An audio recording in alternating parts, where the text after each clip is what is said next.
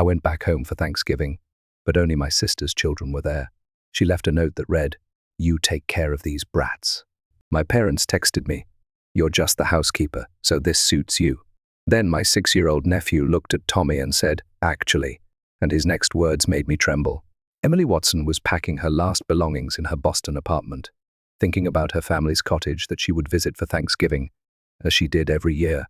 Outside the window, snow had begun to fall, creating a soft scene illuminated by the streetlights.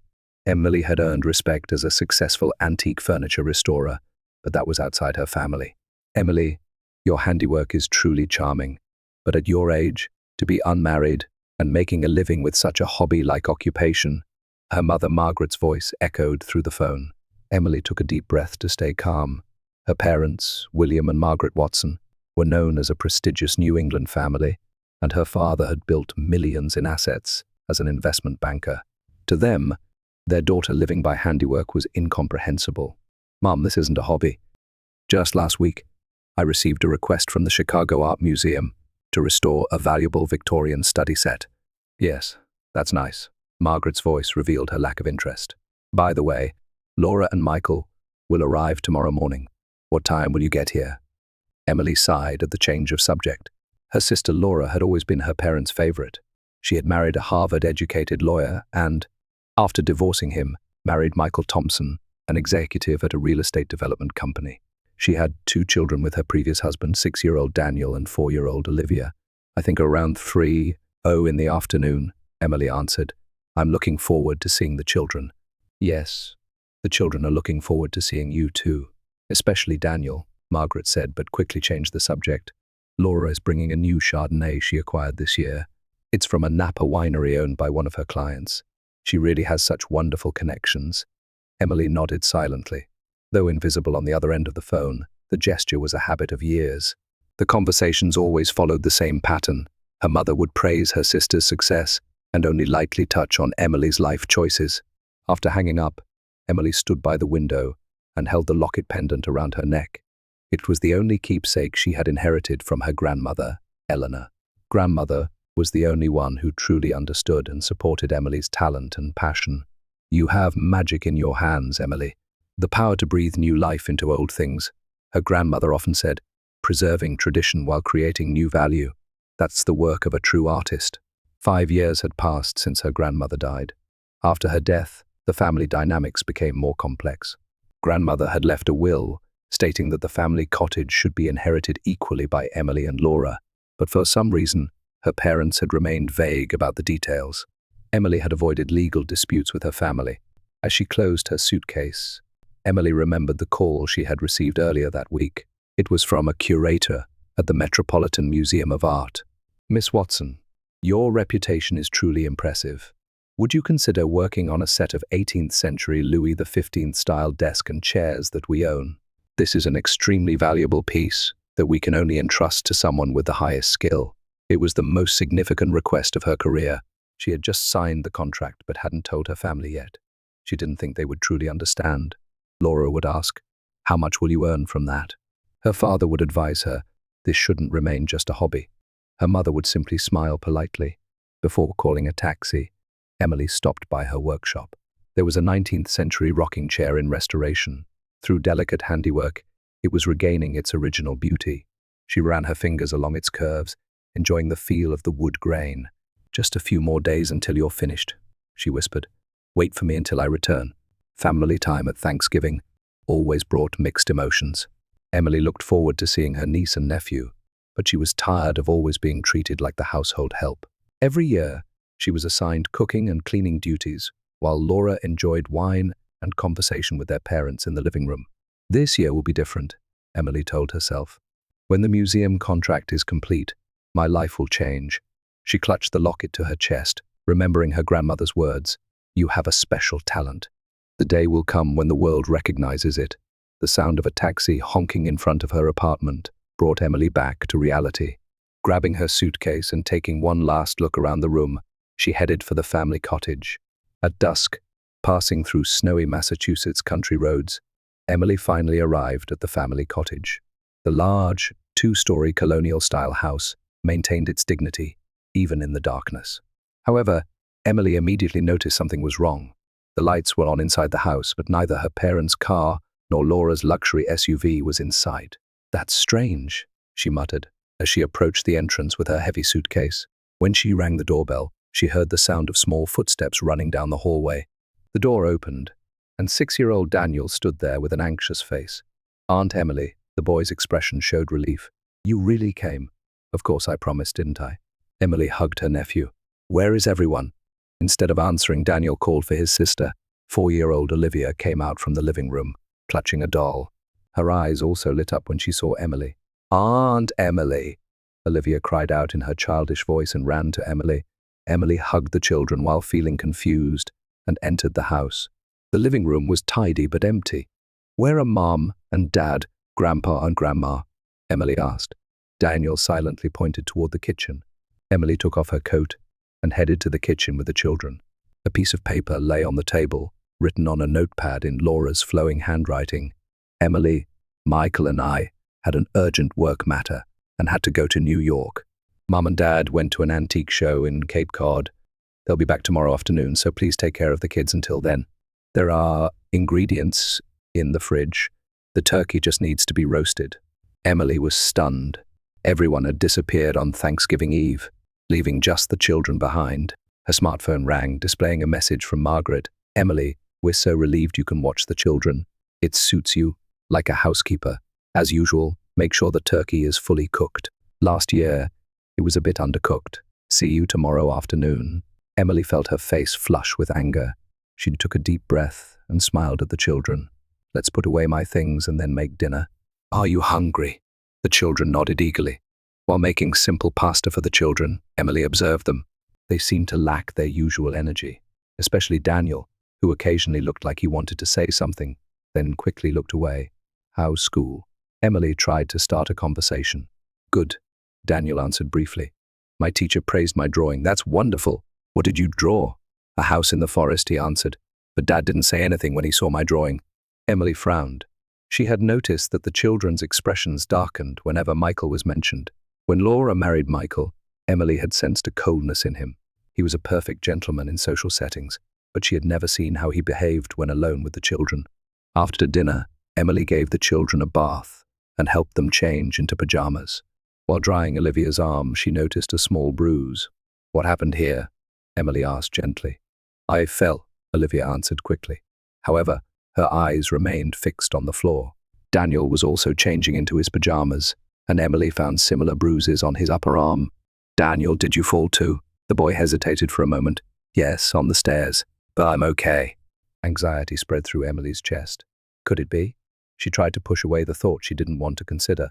But when Daniel woke up from a nightmare in the middle of the night, crying, "Please stop," her suspicions grew stronger. The next morning, Thanksgiving Day, Emily got up early and began preparing the turkey. The children seemed to be relaxing a bit, hovering around Emily, trying to help. "And look," Olivia proudly showed a paper turkey hat. "Daniel helped me make it." Emily smiled. "It's lovely. Will you make one for me too?" The children happily nodded and began crafting at the table. While putting the turkey in the oven, Emily watched the children. She wanted to cherish this time with her niece and nephew, whom she rarely saw. Around noon, Michael called. Emily answered the phone and noticed the children's expressions instantly changed to tension. "Are the kids all right?" Michael's voice was low, containing something intimidating. "Yes, they're very well. We're having a good time. Make sure you discipline them properly, especially Daniel. He can be disobedient sometimes." Emily frowned. "Don't worry. They're both very good children." After hanging up, Daniel asked in a small voice, "Was Dad angry?" "No, he's just concerned," Emily answered gently. However, she sensed the same tension from the children during Laura's subsequent call. Emily began to believe something was seriously wrong. The children's bruises, their frightened manner, and the same excuse of falling everything gave her a bad feeling. In the afternoon, as the good smell of roasting turkey filled the house, Emily continued Thanksgiving crafts with the children. Every time she saw their smiles, her determination grew stronger. Before the family returned tomorrow, she needed to uncover the truth. Before dinner, Emily called her lawyer friend, Sarah. While the children watched TV in the living room, she explained the situation in a quiet voice. "You need evidence," Sarah said. "But first, Gaining the children's trust is crucial. I understand, Emily replied, but I don't have much time. Everyone returns tomorrow. After hanging up, Emily returned to the kitchen. On the table, she had prepared a small Thanksgiving feast: turkey, mashed potatoes, cranberry sauce, and pumpkin pie. It might not be perfect, but it was a meal made with love. "Daniel, Olivia, dinner time," she called. The children ran into the kitchen, their eyes sparkling. "Wow, amazing," Daniel exclaimed. "It looks more delicious than Mum's turkey." Emily smiled. "Now, before we eat, let's say what we're thankful for." After dinner, Emily gently tucked the children into bed. Olivia fell asleep immediately, but Daniel seemed restless in bed. As Emily was about to leave the room, he called out in a small voice, "Aunt, stay a little longer." Emily sat on the edge of the bed, gently stroking Daniel's hair. "What's wrong? Can't sleep?" Outside the window, snow continued to fall quietly, and tree shadows cast fantastic patterns on the room's walls in the moonlight. Daniel sat up and looked at Emily with a serious expression. "Actually," he began, and then stopped. Emily felt her heart beating fast. "What?" "You can tell me anything." Daniel was silent for a while. Then, as if resolved, he began speaking in a small voice. "Actually, Mum and Grandpa and Grandma are planning to kick you out today." Emily felt her whole body begin to tremble. "What do you mean?" "I overheard them talking last week," Daniel continued. "After Dad put us to bed, the adults were drinking in the living room and talking. Mum said, 'We need to make sure Emily can no longer claim rights to the cottage.'" Emily gasped. "The cottage?" "Yes, the house Grandma left. Mum said the papers are already prepared. Once she signs after Thanksgiving, it will all be ours." In Emily's mind, her grandmother's words echoed. "This house should be divided equally between my two granddaughters." Grandmother had always treated Emily and Laura equally, but her parents and Laura seemed to have different ideas. "Do you know why they're planning this?"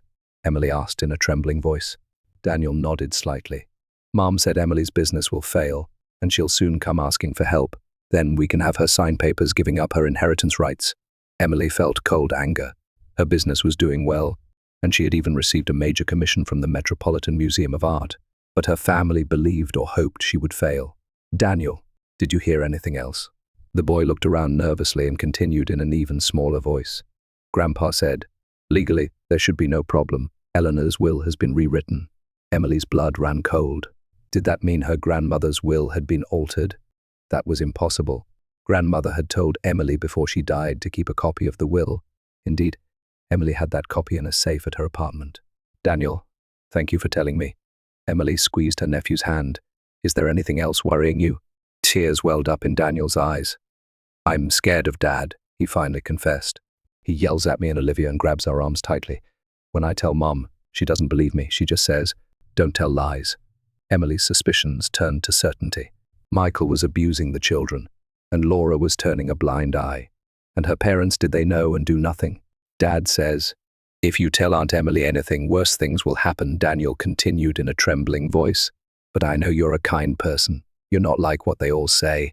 "What do they say about me?" Emily asked fearfully. "Mom says Emily is always jealous. That's why she's lonely. And Grandpa says she's a disgrace to the family." For a moment, Emily was speechless. It hurt to know how her family viewed her, but there were more important matters now. "Daniel, listen," she said with a serious expression. "There's nothing wrong with you and Olivia. The adults are wrong.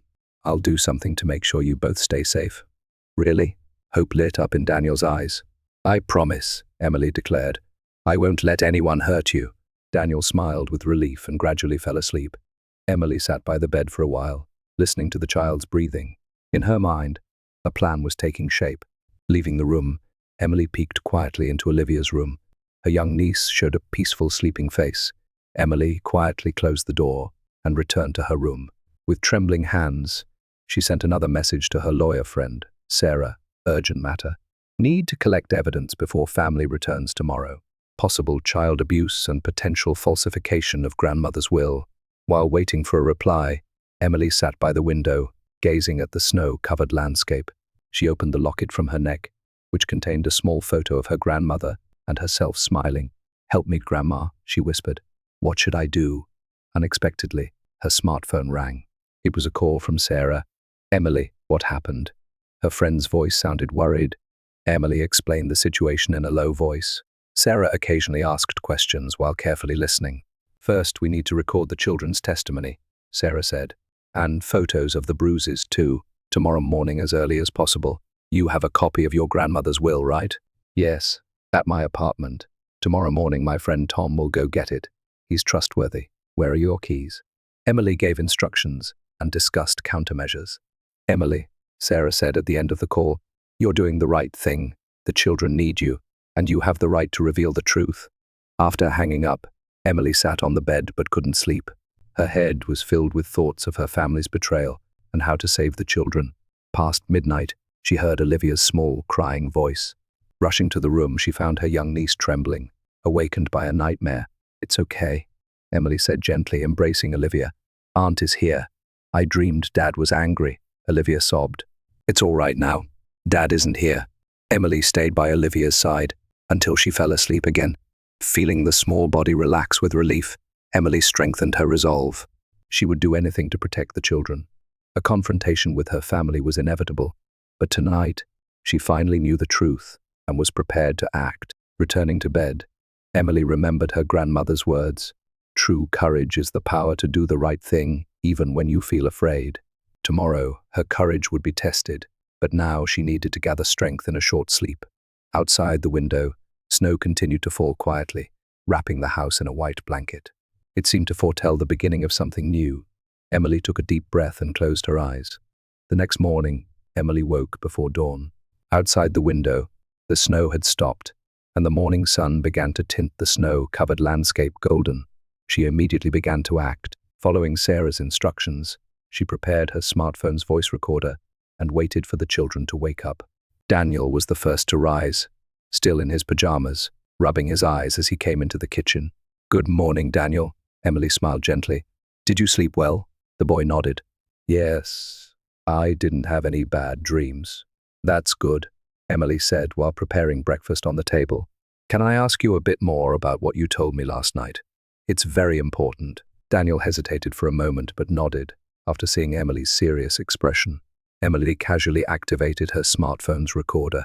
Can you tell me again what Dad did to you and Olivia? Daniel began speaking in a small voice. He detailed how his stepfather, Michael, frightened them, sometimes grabbing their arms or pushing them against the wall. When he told his mother, Laura, she either didn't believe him or just advised, "Don't make Dad angry." Can you show me this bruise too? Emily asked quietly. Daniel rolled up his sleeve, revealing the still blue-black bruise.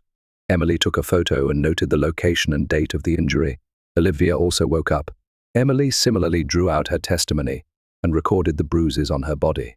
The children seemed to gradually open their hearts as they could talk to a trustworthy adult. After breakfast, Emily exchanged messages with Sarah while letting the children watch TV. She received word that the copy of her grandmother's will had been successfully retrieved from her apartment and was now in Sarah's possession. It's completely legally valid, Sarah wrote. Your grandmother clearly states that the cottage should be divided equally between you and Laura. Furthermore, the executor is not your parents, but your grandmother's lawyer, James Hamilton. Emily sighed with relief. The evidence was coming together. Sarah continued to report that she had also contacted Child Protective Services and the police. They would examine the evidence and decide on action. What time is your family returning? Sarah asked. Around noon, they said, Emily replied. As the morning passed, Emily prepared lunch with the children using Thanksgiving leftovers. She tried to appear calm, but her heart was pounding. For years, she had been treated as the worthless one in her family, and now she was standing up to reveal the truth. Shortly after noon, car sounds were heard. Daniel and Olivia rushed to the window, then turned to Emily with tense expressions. It's going to be okay, Emily hugged the children. Aunt is here with you. Laura and Michael entered first. Behind them followed Margaret and William, all appearing cheerful, carrying shopping bags and gift bags. Emily? Laura called out in a bright voice. Were the children all right? Was the turkey delicious? Emily silently stared at them. At her silence, the smiles of the adults who had entered slowly faded. We need to talk, Emily finally spoke. Can you all gather in the living room? Did something happen? Margaret asked. Her eyes moved from Emily to the children. Children, go upstairs, Emily said gently. The adults need to talk. Daniel and Olivia quickly nodded and ran up the stairs. Michael frowned but said nothing. Gathered in the living room, Emily placed a copy of her grandmother's will on the coffee table. "What is this?" William asked. "This is grandmother's real will," Emily answered. "My lawyer and I have confirmed it. The cottage is to be divided equally between Laura and me, not as you've been telling me." The air in the room froze. Laura was the first to react. "What do you mean? Who told you such a thing?" "Daniel," Emily answered quietly. "He heard your conversations. You were planning to trick me into giving up my rights, weren't you?" William stood up. "Nonsense. You believe a child? Not just Daniel." Emily took out her smartphone. "I have evidence." She began playing the recording. The small voices of Daniel and Olivia echoed in the room, telling of their fear and pain. Next, she showed photos of the bruises on the children's bodies. "What is this supposed to mean?" Michael said in a dangerous voice. "Child abuse." Emily looked straight at him. "And you all knew about it. At the very least, you suspected but ignored it." Laura's face turned pale. "Emily, what are you saying? The children are just lying. They just want attention." "Enough."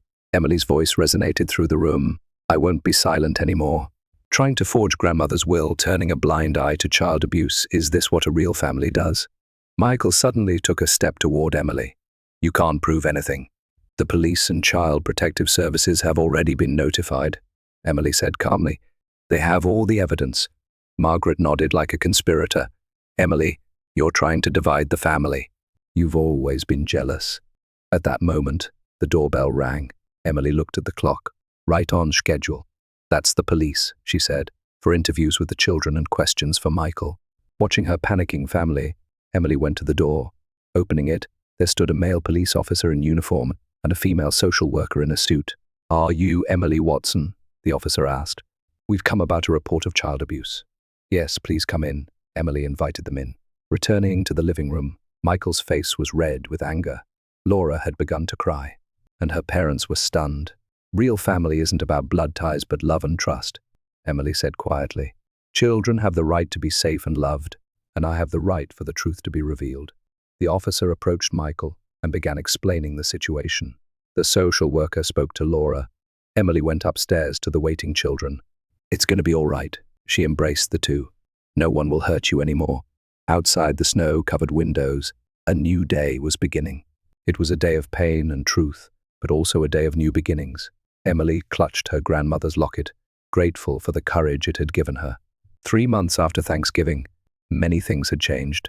The court had recognized Emily as a temporary guardian for Daniel and Olivia, and with funds from selling valuable antique furniture she had restored, she had rented a spacious apartment with rooms for the children. The 2-story brownstone house was vastly different from her former small apartment. In the living room stood a 19th-century sofa she had restored by hand, and the walls were decorated with the children's drawings. The house that was once quiet was now filled with children's laughter. Daniel had begun making friends at his new school, and Olivia was blooming at a neighborhood kindergarten.